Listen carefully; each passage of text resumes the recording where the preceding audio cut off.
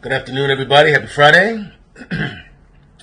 This morning I was inspired to share something with you. It's one of my very, very favorite quotes from E. Cummings.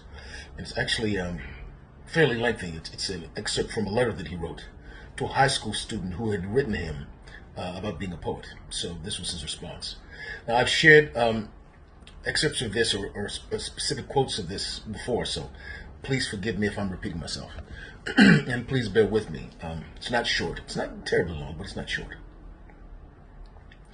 So what he said was that a poet is someone who feels and expresses his feelings with words. It may sound easy. It isn't. A lot of people think, or they believe, or they know that they feel. But that's thinking or believing or knowing, not feeling. And poetry is feeling, not thinking or believing or knowing. Almost any human being can be taught to think or to believe or to know, but not a single person can be taught to feel. Why? Because whenever you think or you believe or you know, you're just a lot of other people. But the moment that you feel, you're nobody but yourself. To be nobody but yourself in a world that is constantly trying to make you everyone else means to fight the hardest battle that any human being can fight and to never stop fighting. And as for expressing nobody but yourself with words, well, it's just a little harder than anyone who isn't a poet can possibly imagine. Because nothing is quite so easy as using words like somebody else. We all of us do it most of the time, but whenever we do it, we're not poets. And if after your first 10 or 15 years of working and feeling and fighting, you've written one line of one poem, you'll be very lucky indeed. So my advice to all young people who wish to become poets is to learn to do something easy, like learning to blow up the world, unless you're not only willing, but glad to work and feel and fight till you die. Does this sound dismal? It's the most wonderful life on earth. Or so I feel. Something to think about. And on that note, you all have a great weekend. And stay safe.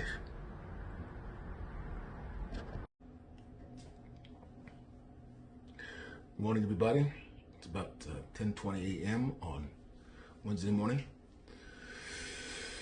I've stated in the past that I am not a religious man, but I read something over the weekend that made me think of this very famous passage from the Bible. That I feel that given everything that we're dealing with in this country and in the world right now, it would be good to remember. 1 Corinthians. If I speak in the tongues of men or of angels, but do not have love, I'm only a resounding gong or a clanging cymbal. If I have the gift of prophecy and can fathom all mysteries and all knowledge, and if I have a faith that can move mountains, but do not have love, I'm nothing. If I give all I possess to the poor and give over my body to hardship, that I may boast, but do not have love, I gain nothing. Love is patient. Love is kind. It does not envy. It does not boast. It is not proud. It does not dishonor others. It is not self-seeking. It is not easily angered. It keeps no record of wrongs.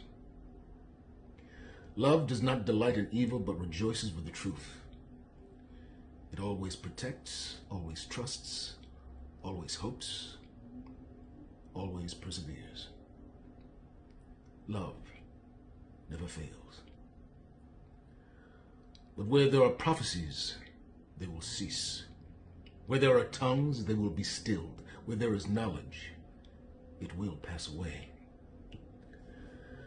For we know in part, and we prophesy in part. But when completeness comes, what is in part disappears.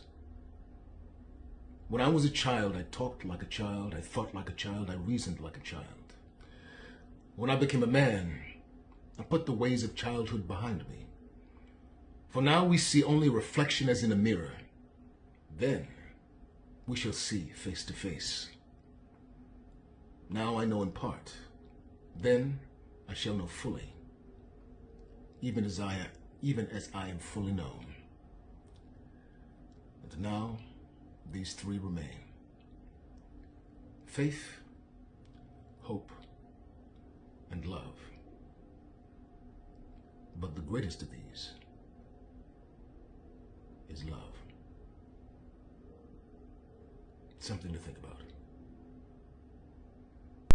I welcome you back on here now, as we are still continuing to look at some of the last moments, the happy moments, and commemorating and paying tribute to the legend that is Lance Reddick, who has just passed away at the age of 60. The actor in the popular HBO series The Wire has actually died, as I've told you, at the age of 70, according to so many US media outlets. TMZ, an online media site, is the one that actually first released this story, and immediately so many other media sites also picked up on that same story. Reddick was very much well known for his starring role as Charon in the John Wick action thriller movie franchise. The musician and actor died suddenly as a result of natural causes on Friday, that is in Los Angeles home, and he was in his studio. According to his publicist, police were called to the actor's house at around 9:30 a.m. and that is around 1 p.m. GMT, and the publicist continued and said that Lance, a very legendary and huge actor, will always be missed. He continued and said in a statement that actually was recommended and approved by the family, he continued and said, "Please respect the family's privacy in this exact moment in time." Reddick had been in the middle of the press tour for the fourth installment of the John Wick movies, which is, by the way, slated to be released on 24th March. Lance, a native Baltimore, Maryland person, played the role Charon, the hotel concierge at the New York criminal underground hub called the Continental Hotel in the John Wick movies, and he appeared in the original movie It's Two Squares, and is set, by the way, to appear in the fourth installment that is actually going to be released in around March. His death is actually creating a huge conflict, because such a very good man, a very legendary actor, a healthy man, actually could not just die suddenly as a result of mysterious circumstances. The actor, further still looking into his biography and filmography, the actor appeared in the Resident Evil Netflix series, as well as the science fiction movie called Godzilla vs. King Kong, one of my favorites personally. He was also well known for his voice acting work, as well as including for the TV series Rick and Morty, and he studied classical music at the Eastman School of Music at the New York University of Rochester, where he received a bachelor's degree before attending the Yale School of Drama. His death, by the way, comes 2 years after Reddick's co-star Michael Williams, who played Omar in The Wire, died of an overdose. That was last year. 4 people were charged for allegedly selling the drugs to Mr. Williams during that time before he actually passed on. In this exact moment in time, we are sending our deepest condolences, our huge respects, and of course We are praying for the family, the children, the wife, because we all know losing such a very huge actor is really very heartbreaking. Rest in power, the king, Reddick.